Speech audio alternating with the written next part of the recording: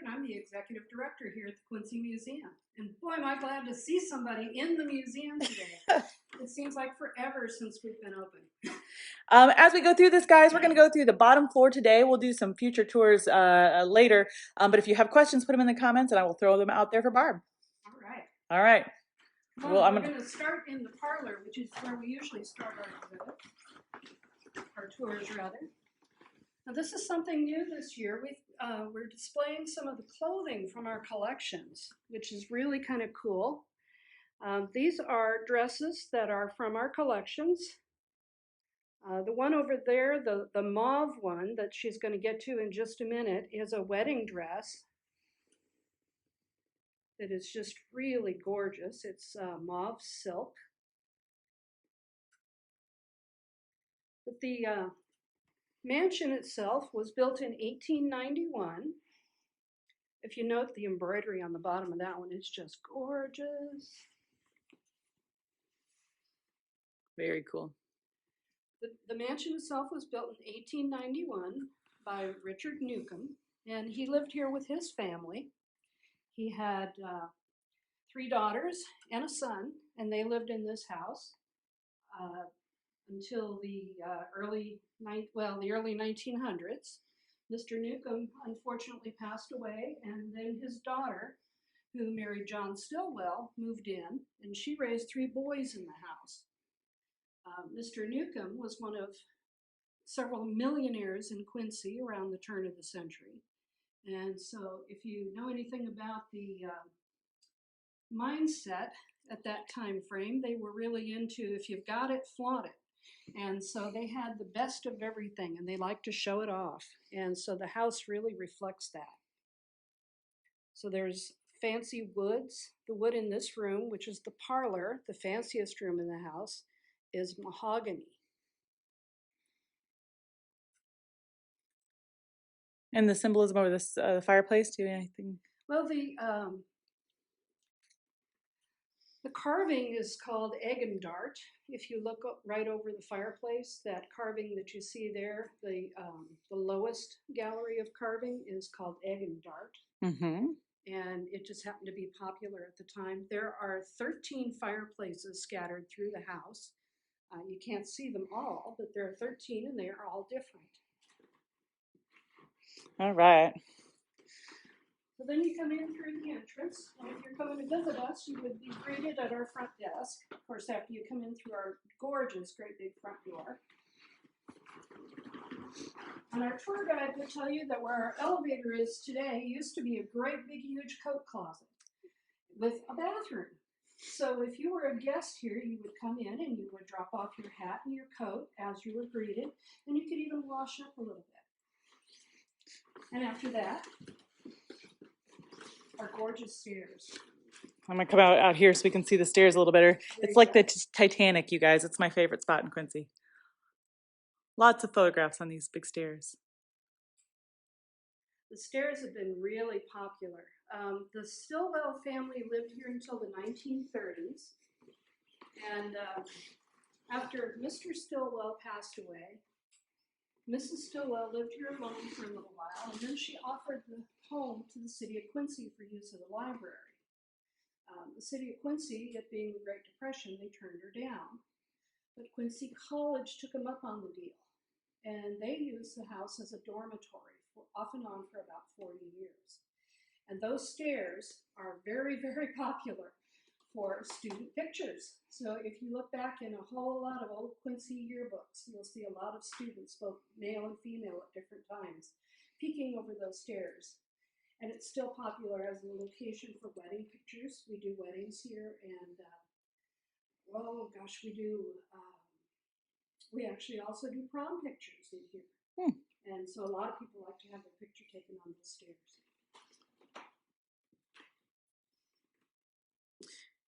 The woodwork in here is one of my favorite parts, and if I'm not mistaken, this room has a lot of different types of wood. This room, all the wood itself is quarter sawn oak. It's all hand carved, and then that is real gold leaf that's been applied to everything.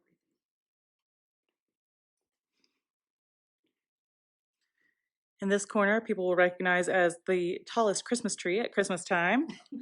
In this corner. Yes, we've got a 14-foot Christmas tree that brushes the ceiling that we put up there. If you'd like to go into the den.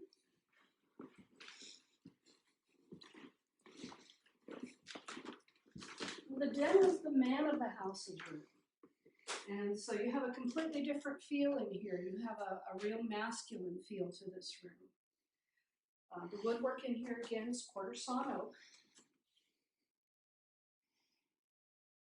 The library table is original to the house. We have some men's clothing here, which is really kind of cool to look at. There's a beautiful top hat, a man's suit, fancy cane. Speak up just a little bit. Fancy cane. And a beautiful, beautiful umbrella inlaid with mother of pearl. These are all items from our collection. Okay. And of course, our grizzly bear rug. We do a lot of children's tours, and during our children's tours, we bring them through and they learn what it would be like to grow up in a house like this. And they will write us letters about everything that they saw. And the one thing that they always remember is that grizzly bear.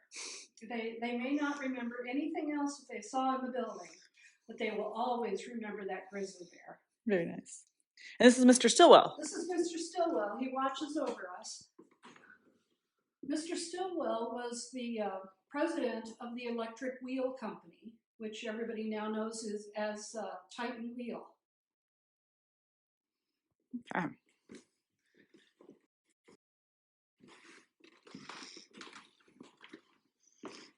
We go back through the Great Hall.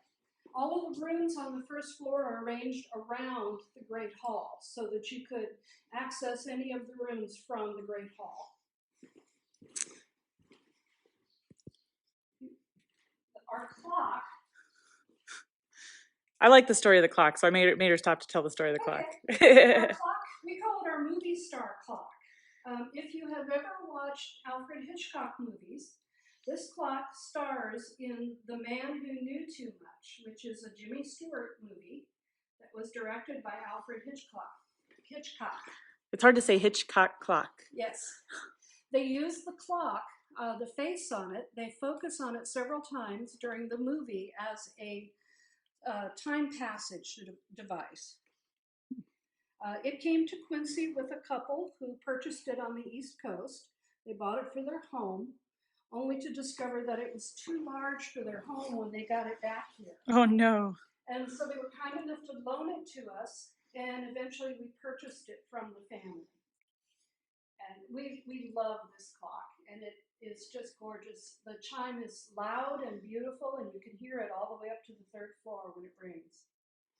And the people don't know maybe how big the building is. How many square feet is the mansion? The mansion is just about 20,000 square feet, counting the attic and the basement. Wow.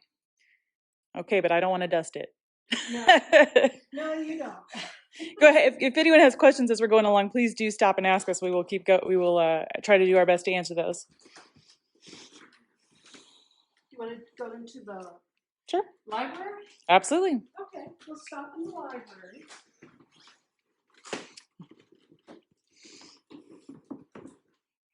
This is our library. It's not as beautiful as it probably once was, because originally there were more of these beautiful cabinets. But when Quincy College owned the building, they used these two rooms here as house mothers' apartments. And so they removed most of the original bookcases. This is the only one that we have left. This is maple? No, this is actually butternut in these two rooms. That beautiful carving, guys. Very cool. And again, we're doing a display of fashions from our collection. And so here you see a bunch of beautiful hats and some shoes and brooches. Is that showing up all right? Mm-hmm. Okay. I'm going to come over and See this table too. Some more great hats. We were fortunate enough that Marge Wolf, many of you might have known Marge, she gave us quite a collection of her hats and shoes. One of the hats, she even won the Easter parade at the country club in one year.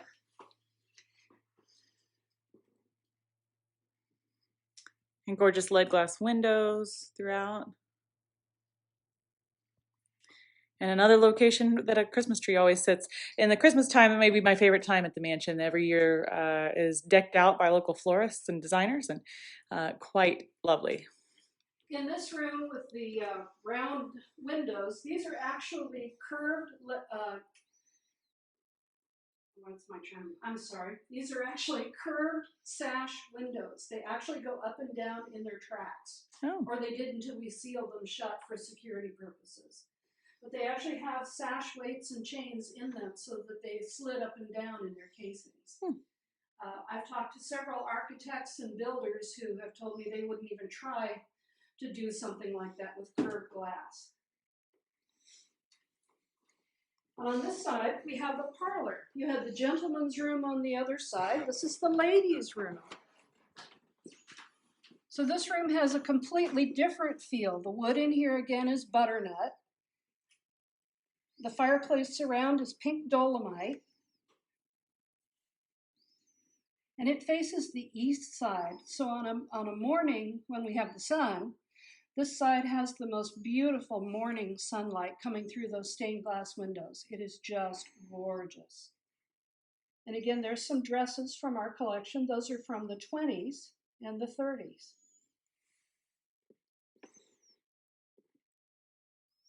Very lovely.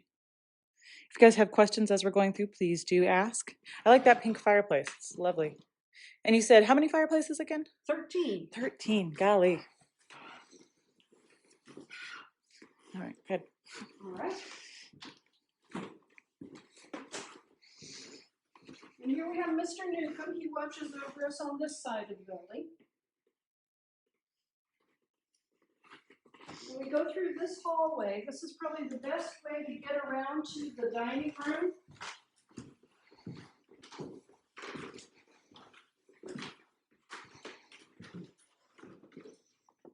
Here's our magnificent dining room. This is probably the best view of the dining room is from this side. Lots of great natural light.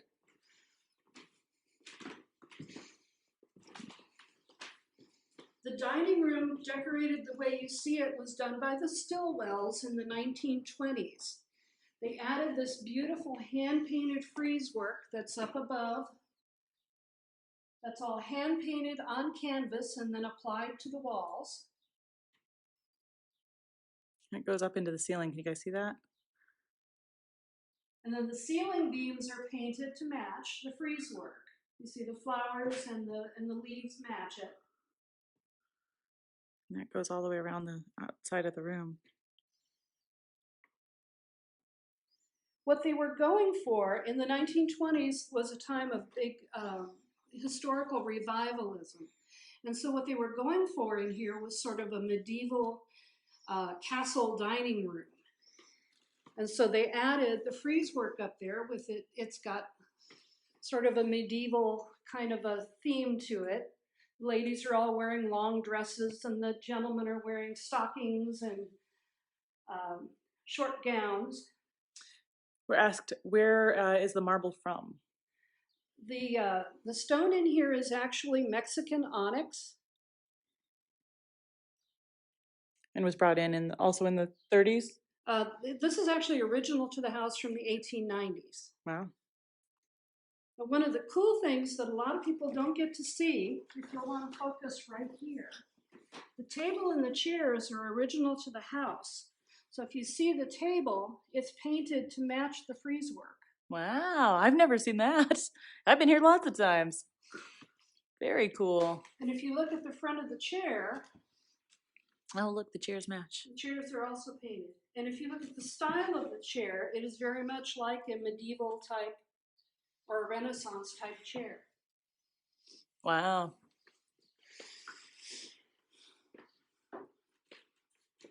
Good questions, guys. Keep them coming if you have them.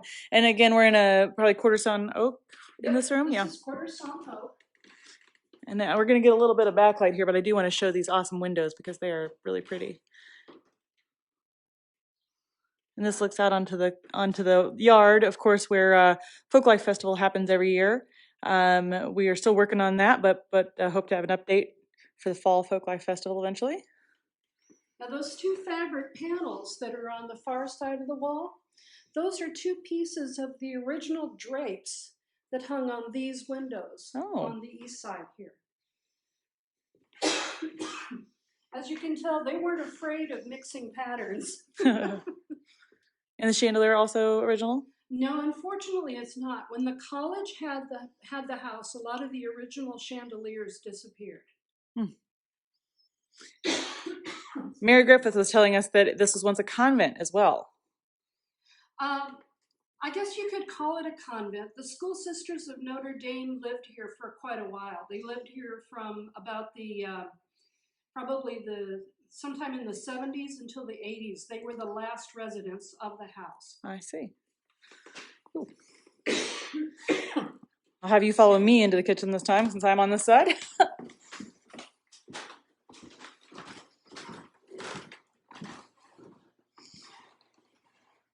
And this is our nice, airy, bright kitchen. This is probably the one room that everybody wishes they had in their house. It's quite large, yeah. All of our cabinets, all of the built-in cabinets are original to the house, as is the hardware that's on them, which is really, really beautiful. If you want to see a really pretty piece, look at the push on the door. Oh, look at that.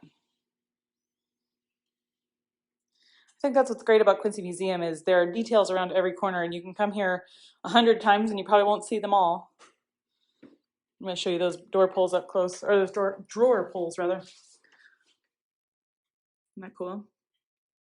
On all those built-ins. As you go through the house, each floor has its own hardware pattern. The first floor has sort of a more formal, kind of a swirly floral pattern. The second floor has a little bit more plain pattern. It was the bedroom floor. And then the third floor has a basket weave pattern. And then the kitchen, of course, has this more of an Eastlake type pattern to it. Yeah. Maybe we'll go back out to the main hall and we can talk about what's next at Quincy Museum.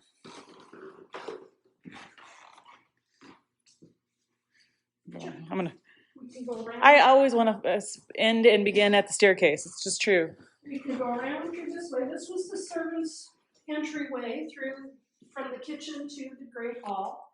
And of course, we have the servant stairs that go up there. Kind of steep and narrow. This is the first floor hardware pattern. Wow.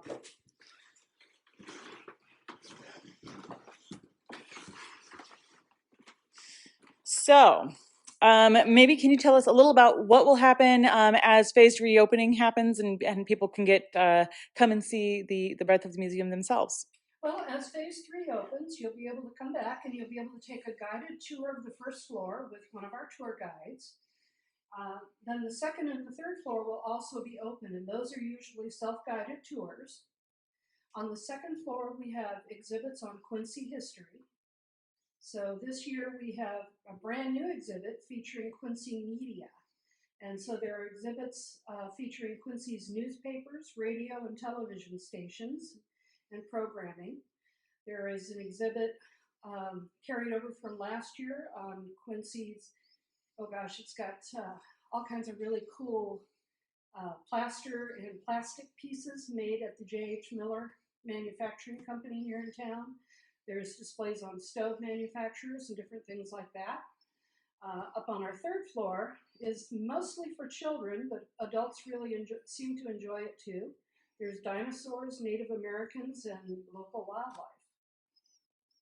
Right on. Yeah, for those people asking, yes, this will be posted afterwards we will have it live on our Facebook page. How can people get involved? We are always looking for volunteers. We have several volunteer positions, not only giving tours, which is on the first floor only. So it's definitely friendly for folks who have trouble getting around. Sure. We're looking always for first floor volunteers. And if you're not comfortable giving tours, we like to have greeters at the front desk who do nothing but greet people and take admission fees and things like that. We're looking for volunteers to help out with our events once they get going again. Yeah. And of course, there's always a spot either on our board or on our advisory board for someone who would like to get even more involved with the museum than that. Okay. You can call me here at the museum office. The number is 224-7669. I'd be happy to talk to you. Great. And people can also visit you online? They can. www.thequincymuseum.org. Very good. And we have a Facebook page. And we make all the information for making donations and things is located there too. Yes, absolutely. Listen, I don't think a tour of the museum would be complete without walking out onto Main Street and showing you the beautiful building from the outside. So is the front door open already? It will be. All right, I'm going to follow Barb. We're going to go outside just so you can see, of course, a very recognizable building from any drive down Main Street. We have some people tuning in from Georgia and Texas and Iowa, and I think I saw Missouri. So I just want to make sure you guys see the gorgeousness of this building because it's really unmatched, even on a street full of beautiful homes. I'm just going to walk on out here. Oh, it's a pretty day. A little windy, but stopped raining. All right, y'all ready for this? Especially those of you from outside of Quincy. I hope you kind of enjoy this view here. We'll pan around.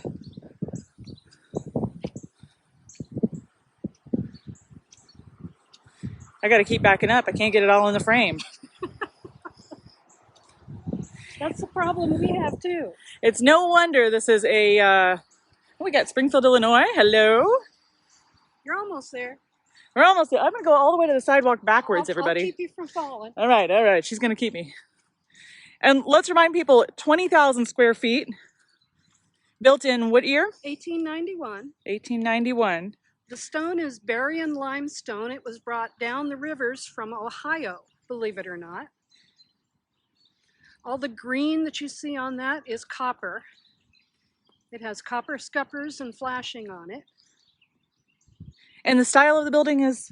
Well, it's mixed. Richardsonian Romanesque primarily. And it was built by local architect Harvey Chatton. Gorgeous.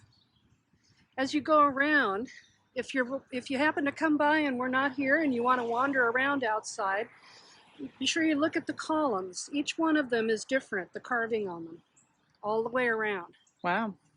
And out back, they've just built a new, beautiful little gazebo for mostly for brides and pictures and things like that there. So really great. And of course, there's a carriage house off here to the right as well. So, I mean, just one of the most gorgeous places in Quincy, in the middle of a really beautiful street. I mean, I should kind of pan around. We've got the Lorenzo Bull House right across the way, the Quincy Art Center, of course.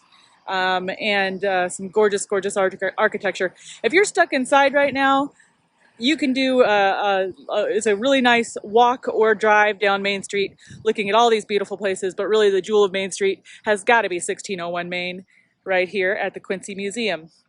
I might also mention that Arts Quincy still has a few watercolor prints of the museum available. It comes with your membership to Arts Quincy, so if you are not yet a member and would like a print, do let us know. We can do that. And we look forward to seeing you all when we get to be open again. Thank you so much. Anybody got any more questions out there? Thank you guys for all tuning in and being a part of these tours. We are really enjoying our Tuesday tours, and thank you for being here. All right. Thank you, Barb. Thank you.